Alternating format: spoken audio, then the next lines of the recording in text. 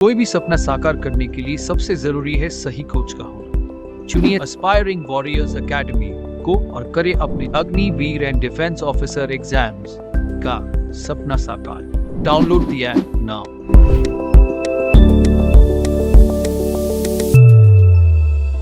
मेरा नाम सोनम सिंह है। इंस्पायरिंग वॉरियर्स एकेडमी में आपका स्वागत है। मैंने जो प्रीवियस क्लासेस में क्वेश्चन सॉल्व कराए थे उसमें से कुछ क्वेश्चन आए हैं, उसी को हम सॉल्व कराएंगे। तो आप लोगों के पास टेस्ट पेपर तो होगा ही। क्वेश्चन नंबर 54 देखिएगा। हमने मॉडर्न हिस्ट्री का टॉपिक कराया था जिसमें हमने बताया था arrival of European companies. Arrival of European companies उसमें बताया गया था कि 1639 में 54 क्वेश्चन 1639 में क्या होता है। 1639 में एक अंग्रेज अधिकारी होते हैं जिनका नाम रहता है फ्रांसिस डे। उन्होंने क्या किया कि मद्रास को पट्टे पर ले लिया। पट्टा मतलब लीज पर ले लिया। मद्रास को पट्टे पर ले लिया।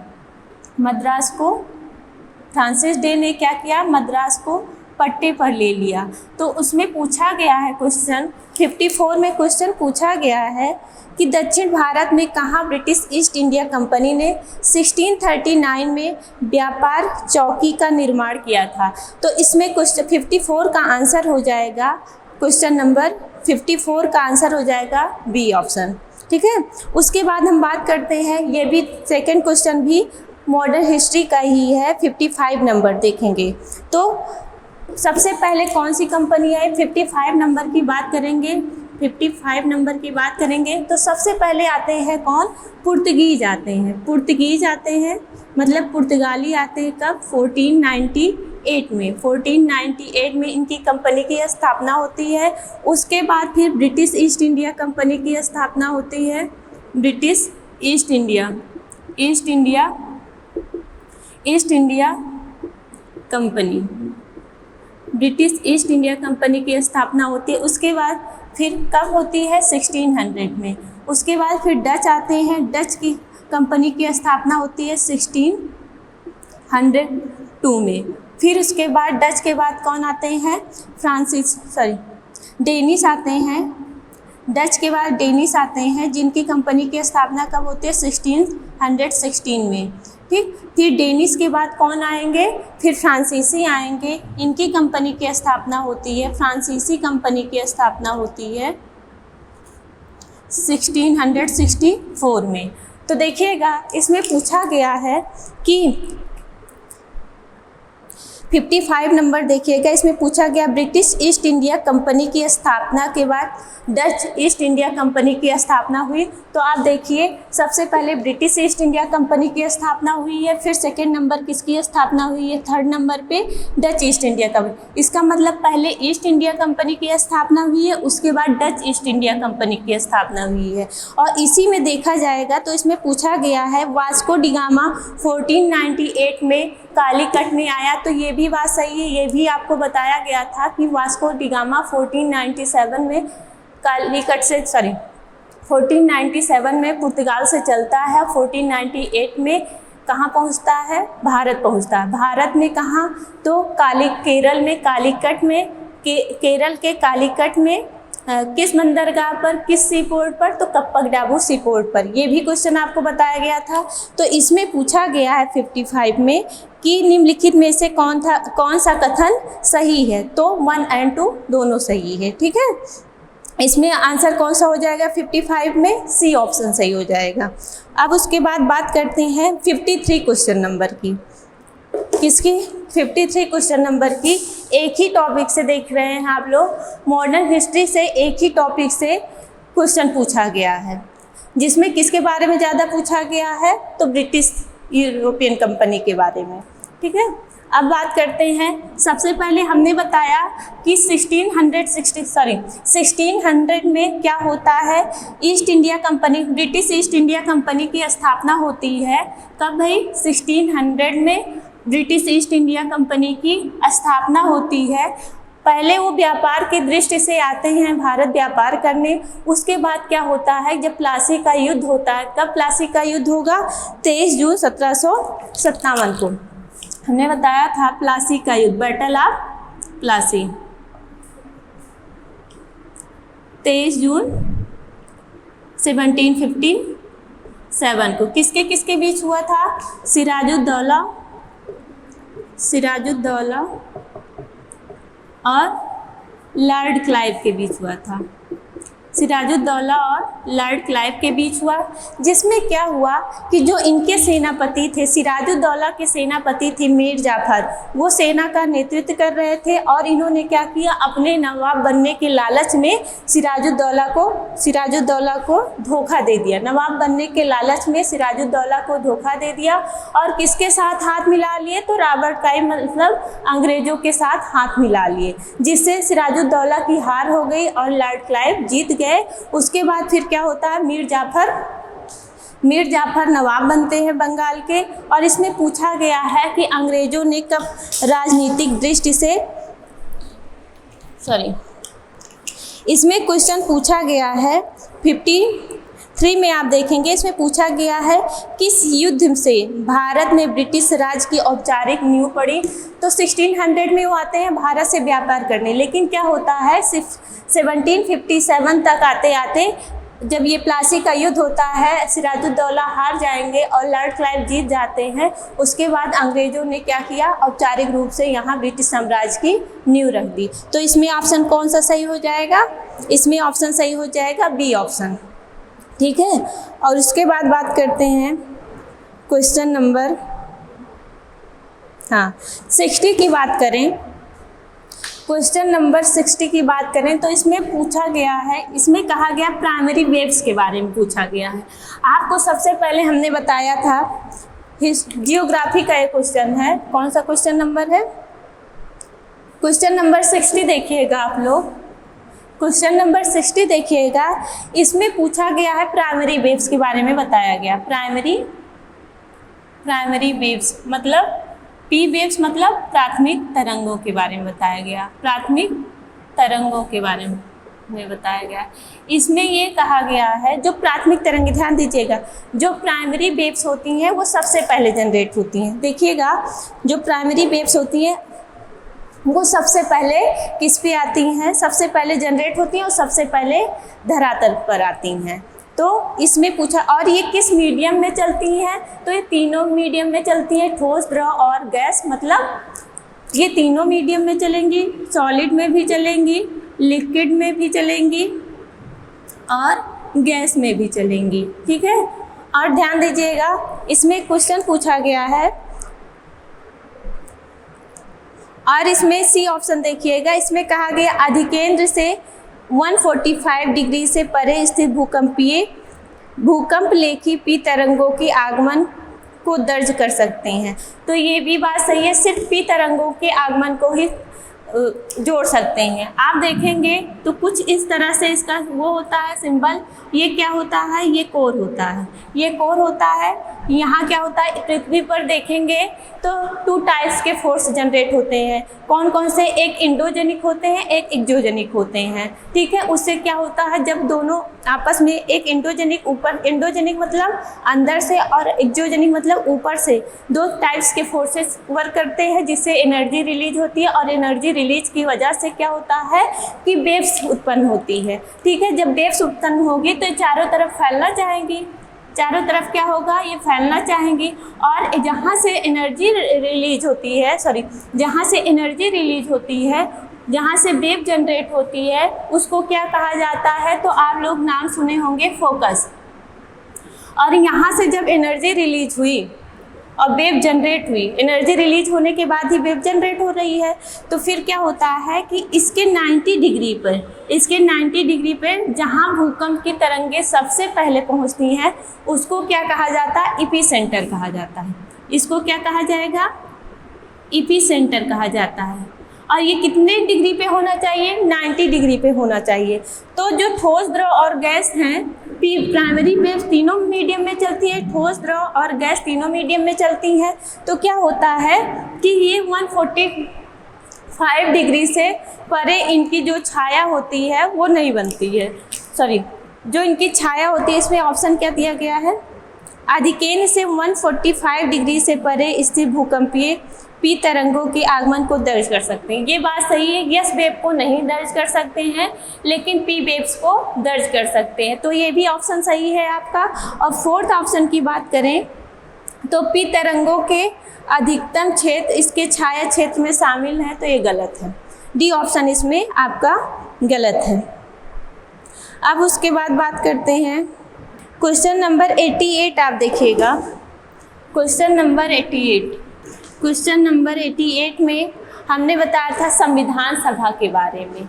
किसके बारे में? क्वेश्चन नंबर 88 संविधान सभा के बारे में। इसमें क्या हुआ कि संविधान सभा की पहली बैठक कब होती है? तो 9 दिसंबर। पहली बैठक की बात करें कब हुई? पहली बैठक कब हुई?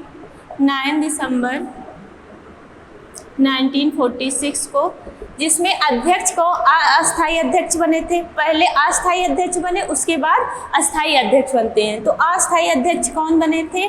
डॉक्टर सच्चिदानंद सिन्हा।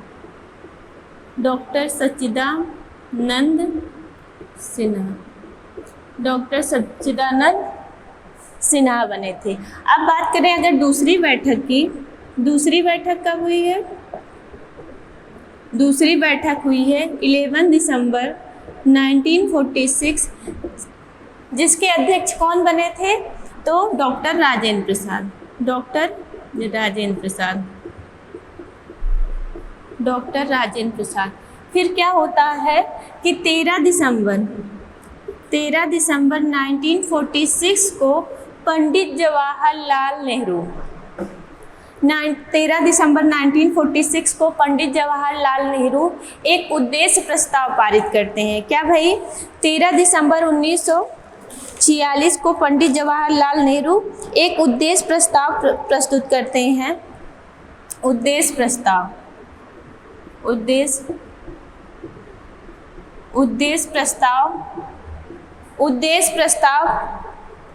प्रस्तुत करते हैं। यही जाके उद्देश्य प्रस्ताव बाद में 22 जनवरी 1947 को किसमें कन्वर्ट हो जाएगा? तो वो प्रियम्बल में कन्वर्ट हो जाएगा, यानी प्रस्तावना में परिवर्तित हो जाता है। प्रस्तावना, प्रियम्बल का नाम आप लोग सुने होंगे, हम भारत के लोग, ठीक है। कब ये? 22 जनवरी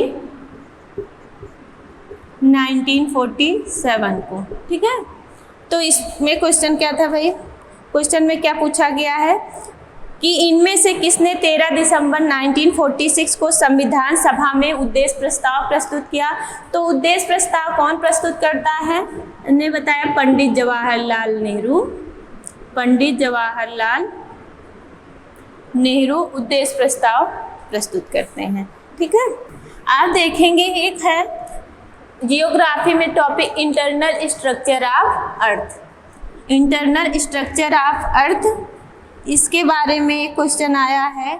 आपको हमने उस टाइम भी बताया था कि इसमें से चाहे वो रॉक्स हो, रॉक से question, internal structure of earth से, अर्थक्वेक से एक क्वेश्चन जरूर आता है। तो इंटरनल स्ट्रक्चर ऑफ अर्थ की बात करें, देखिएगा हमने कुछ इस टाइप से आपको बताया था। कुछ याद आया आप लोगों को? इसको 3 पार्ट में डिवाइड किया गया था। सेंटर पे क्या था? कोर, ठीक है। फिर उसके बाद मेंटल था, मेंटल के बाद क्या था? क्रस्ट था, ठीक। याद आया आप लोगों को कुछ? क्रस्ट, मेंटल और कोर, ठीक। फिर उसके बाद बात करते हैं क्रस्ट और मेंटल को पूछा गया है। देखिएगा क्रस्ट को भी 2 पार्ट में डिवाइड किया गया, एक अपर क्रस्ट और एक लोअर क्रस्ट। मेंटल को भी 2 पार्ट में डिवाइड किया गया, एक अपर मेंटल और एक लोअर मेंटल। कोर को भी 2 पार्ट में डिवाइड किया गया है, एक अपर कोर एक लोअर कोर। लेकिन ये सब यहाँ डिटेल में बताने वाली बात नहीं, जो आपके एग्जाम में क्वेश्चन पूछा गया हम उसकी बात करेंगे। तो इसमें क्वेश्चन पूछा गया है कि क्रस्ट और मेंटल को कौन सी डिसकंटिन्यूटी अलग करती है, कौन सी असंबद्धता अलग करती है? तो डिसकंटिन्यूटी मोह असंबद्धता, मोह असंबद्धता, असंबद्धता। और उसके बाद बात करेंगे तो ये इसको मेंटल और कोर को कौन सा अलग करती है? तो गुटेनबर्ग, गुटेनबर्ग असंबद्धता, गुटेनबर्ग असंबद्धता। ठीक है, यही क्वेश्चन आपसे पूछा गया है। और उसके बाद अगर हम इसकी भी बात करेंगे, अगर अपर मेंटल और लोअर मेंटल की बात करेंगे तो रेपिटी है। अगर हम अपर क्रस्ट और लोअर क्रस्ट की बात करेंगे, अपर क्रस्ट और लोअर क्रस्ट की बात करेंगे तो कॉनराड है। जैसे हम यहाँ करते हैं, ये अपर क्रस्ट हो गया, ये लोअर क्रस्ट हो गया, इसको क्या अलग करता है तो कॉनराड असंबद्धता। और अगर इसकी बात करेंगे, इसको कौन से अलग करती है अपर मेंटल और लोअर मेंटल को, तो रेपिटी असंबद्धता का आप लोग नाम सुने होंगे। ये सब आपको अच्छे से पढ़ाया गया है और एक दिन नहीं, ये क्लासेस कई दिन चलाए थे हम कि, और बताया भी गया था आपको कि क्वेश्चन यहाँ से जरूर पूछा जाता है। चलिए देखिएगा, कोर को अगर बात करें तो लेहमन का आप लोग नाम सुने होंगे। लेहमन डिसकंटिन्यूटी की बात हो रही है, लेहमन असंबद्धता की बात हो रही है। ठीक है, इसमें देखिएगा, इसमें पूछा गया क्वेश्चन, निम्नलिखित में से कौन सा डिसकंटिन्यूटी भूपर पट्टी को मेंटल से अलग करता है। तो आप देख रहे हैं कि ये क्रस्ट है, ये मेंटल है, इसको भूपर पट्टी हिंदी में बोलते हैं और मेंटल को आवरण बोलते हैं। तो इससे पूछा गया है कि कौन सी डिसकंटिन्यूटी क्रस्ट और मेंटल को अलग करती है। तो आप देख रहे हैं मोहो डिसकंटिन्यूटी क्रस्ट और मेंटल को 2 पार्ट में डिवाइड करती है। ठीक है, अब उसके बाद बात करें, एक आपसे पूछा गया है विजयनगर की नींव किसने रखी थी। तो आपको बताया गया था हरिहर और बुक्का नामक 2 भाई थे। काकतीय वंश सुने होंगे आप, वारंगल सुने होंगे, उनके सामंत थे। तो ये बात बताई गई थी आपको। और हरिहर और बुक्का नामक 2 भाइयों ने क्या किया था, विजय साम्राज्य की नींव रखे थे। तो ये क्वेश्चन नंबर आप देख लीजिएगा, कौन सा नंबर है भाई, क्वेश्चन नंबर देख लीजिएगा 120 नंबर, 120 क्वेश्चन नंबर देख लीजिएगा आप लोग। बहुत सारे क्वेश्चन आए हैं। जैसे आपको हमने बताया था इंडस वैली सिविलाइजेशन, क्या पढ़ाया गया था, इंडस वैली सिविलाइजेशन, सिंधु घाटी सभ्यता। सिंधु घाटी सभ्यता में हमने बताया था कि 2 ऐसे स्थान थे, 2 ऐसे प्लेस थे जहाँ से चौकोर अग्निकुंड के साक्ष्य मिले हैं। एक लोथल था, दूसरा क्या था भाई, कालीबंगा था। एक लोथल था और दूसरा कालीबंगा था। तो लोथल तो ऑप्शन में है नहीं, तो हम कालीबंगा की बात करते हैं, कालीबंगा ही सही होगा। लोथल ऑप्शन में है नहीं तो कालीबंगा देखते हैं। कालीबंगा की बात करें तो कालीबंगा कहाँ है, राजस्थान में है। आज से पूछा जाएगा किस नदी के किनारे है, तो घग्गर नदी के किनारे है। यहाँ से साक्ष्य क्या क्या मिले हैं, देखिएगा यहाँ से साक्ष्य क्या क्या मिले हैं, तो जुते हुए खेत मिले थे, जुते हुए खेत। लेकिन आपके आंसर क्वेश्चन में क्या है, पूछा गया है कि चौकोर अग्निकुंड या यज्ञ वेदी के साक्ष्य कहाँ से मिले हैं, तो कालीबंगा से यज्ञ वेदी के साक्ष्य मिले हैं, कालीबंगा से यज्ञ वेदी के साक्ष्य मिले हैं। लोथल से भी मिले हैं, लेकिन लोथल ऑप्शन में है नहीं। चलिए देखिए 89 number question, 89 number question, 89 number question में पूछा गया है निम्नलिखित ऐतिहासिक घटनाओं पर विचार कीजिए।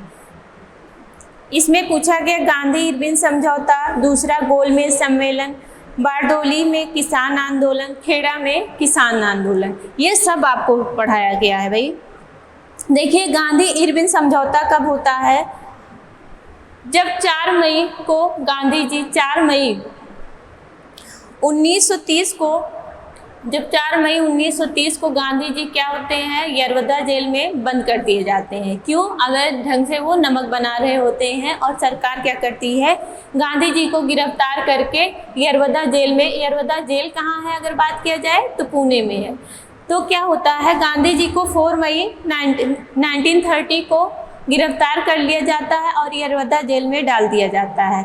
उसके बाद क्या होता है कि जो इरविन है, इरविन वायसराय बन के जब भारत आते हैं तो उन्होंने ये दिखाने के लिए, अंग्रेज़ों ने ये क्या किया कि दिखाने के लिए 4 मई 1930 को जब गांधी जी यरवदा जेल में बंद कर दिए जाते हैं, क्यों? क्योंकि वो अवैध ढंग से नमक बना रहे होते हैं और भारतीयों को ये अधिकार नहीं दिया जाता है कि वो खुद से नमक बनाए, क्योंकि वो किसके अंडर में था? अंग्रेज़ों के अंडर में था। तो बात करते हैं, जब गांधी जी को 4 मई 1930 को गिरफ्तार करके यरवदा जेल में डाल दिया जाता है, फिर उसके बाद ये इरविन आते हैं वायसराय बन के, इरविन के समय की बात है कि 4 मई 1930 को जब गांधी जी को यरवदा जेल में डाल दिया जाता है तो इरविन क्या करते हैं, अपना सौहार्द दिखाने के लिए गांधी जी को बिना कारण से उनको जेल से रिहा करवा देते हैं, ठीक है। और उसके भी गांधी और इरविन के बीच एक समझौता होता है। कौन सा नंबर है? 89 नंबर देखिएगा, 89 नंबर का क्वेश्चन देखिएगा। गांधी इरविन समझौता की बात कर रहे हैं। गांधी इरविन समझौता, गांधी इरविन समझौता कब होता है? तो 5 मार्च 1931 को। कब होता है? 5 मार्च 1931 को क्या होता है? गांधी इरविन समझौता होता है। 4 मई 1930 को जब गांधी जी को गिरफ्तार कर लिया जाता और यरवदा जेल में डाल दिया जाता। क्यों गिरफ्तार किया जाता है? तो वो अवैध ढंग से नमक बना रहे होते, क्योंकि भारतीयों को नमक बनाने का अधिकार नहीं दिया गया था और गांधी जी अवैध ढंग से नमक बना रहे होते हैं और अंग्रेजी सरकार आदेश देती है कि गांधी जी को क्या कर दिया जाए? गिरफ्तार कर लिया जाए और गांधी जी को गिरफ्तार करके पूना के यरवदा जेल में डाल दिया जाता है। फिर उसके बाद इरविन आते हैं वायसराय बन के। इरविन कहते हैं कि दिखाने के लिए इरविन क्या करते हैं, गांधी जी को यरवदा जेल से रिहा करवा देते हैं। उसी दौरान गांधी जी और इरविन के बीच एक समझौता होता है 5 मार्च 1931 को। कब है? 5 मार्च 1931 को गांधी और इरविन के बीच एक समझौता होता है और उसमें इसी समझौते को क्या कहा गया है? गांधी इरविन समझौता, ठीक है। इसमें ये इसी गांधी इरविन समझौता के तहत ही गांधी जी को द्वितीय गोलमेज सम्मेलन में भाग लेने के लिए कहा जाता है और गांधी जी ये स्वीकार कर लेते हैं।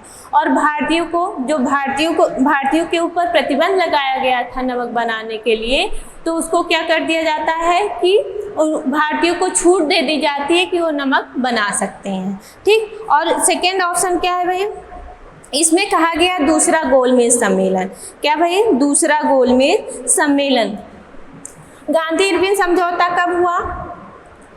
5 मार्च 1931 को। और दूसरा गोलमेज सम्मेलन की बात करें, द्वितीय गोलमेज सम्मेलन। द्वितीय गोलमेज सम्मेलन कब होता है? तो 7 सितंबर 1931 से लेके 1 दिसंबर 1931 तक। देखिएगा 1 दिसंबर 1931 तक क्या होता है? द्वितीय गोलमेज सम्मेलन होता है। द्वितीय गोलमेज सम्मेलन आपको अच्छे से पढ़ाया गया है, इसमें सिर्फ क्वेश्चन सॉल्व करना है क्योंकि इसमें सीक्वेंस पूछा गया है कि सबसे पहले कौन सा समझौता हुआ है। तो देखिएगा गांधी इरविन समझौता 5 मार्च 1931 को। द्वितीय गोल पहले में ही गांधी इरविन समझौता के तहत ही गांधी जी को किस में आने के लिए भाई बुलाया गया था? द्वितीय गोलमेज सम्मेलन में भाग लेने के लिए बुलाया गया था। उसके बाद क्या है क्वेश्चन? उसके बाद बोला गया है बारदोली में किसान आंदोलन। तो बारदोली में किसान आंदोलन कब हुआ था? बारदोली किसान आंदोलन। बारदोली क्या है? बारदोली किसान आंदोलन। तो ये कब हुआ है? 12 फरवरी 1922 को क्या हुआ है? बारदोली किसान आंदोलन। अगर हम बात करें खेड़ा आंदोलन की, तो खेड़ा आंदोलन कब हुआ है? खेड़ा आंदोलन भी किसान से ही संबंधित था, ये आपको पढ़ाया गया है 1918 को। देखिएगा गांधी इरविन समझौता 5 मार्च 1931 को। द्वितीय गोलमेज सम्मेलन सितंबर 7 सितंबर 1931 से 1 दिसंबर 1931 तक। अगर बात करें बारडोली किसान आंदोलन कब हुआ है, 12 फरवरी 1922 को। अगर खेड़ा आंदोलन की बात करें तो 1918 को हुआ है। तो इसमें क्वेश्चन पूछा गया है कि निम्नलिखित घटनाओं का सही कालानुक्रम या प्रारंभ से शुरू करते हुए, ध्यान दीजिएगा, सबसे पहले खेड़ा आंदोलन होगा तो ऑप्शन आप चेक करेंगे कि खेड़ा आंदोलन 4th किसमें है, सबसे पहले ए और बी ऑप्शन में है, ठीक है। फिर सबसे पहले हम क्या करेंगे, खेड़ा आंदोलन ए, बी, सी और डी, ठीक है। तो सबसे पहले क्या हो जाएगा भाई, या नंबरिंग कर दें 1 2 से, 1 2 3 4, ठीक। अब सबसे पहले 4 हो गया, फिर उसके बाद क्या हुआ था, 4 के बाद फिर क्या होगा, 4 के बाद 3 हो जाएगा, फिर 3 के बाद क्या हो जाएगा, 3 के बाद हो जाएगा फर्स्ट के बाद क्या हो जाएगा, सेकेंड। तो इसमें आप आंसर देख लेंगे, इसमें 4 3 1 2, 4 3 1 2, बी ऑप्शन सही है भाई, बी ऑप्शन सही है, ठीक है। चलिए, जय हिंद। आज के लिए इतना ही। जैसे आप लोगों ने देखा कि हमारे पढ़ाए हुए क्वेश्चन आए हैं। अगर आप अपनी तैयारी और अच्छी करना चाहते हैं तो हमारे इंस्पायरिंग वॉरियर्स एकेडमी को ज्वाइन करिए, और आप हमारे टेलीग्राम ग्रुप पर भी जुड़ सकते हैं, इंस्पायरिंग वॉरियर्स एकेडमी, ठीक है। थैंक यू, जय हिंद। कोई भी सपना साकार करने के लिए सबसे जरूरी है सही कोच का होना। चुनिए एस्पायरिंग वॉरियर्स एकेडमी को और करें अपने Agniveer and defence officer exams का सपना साकार। Download the app now.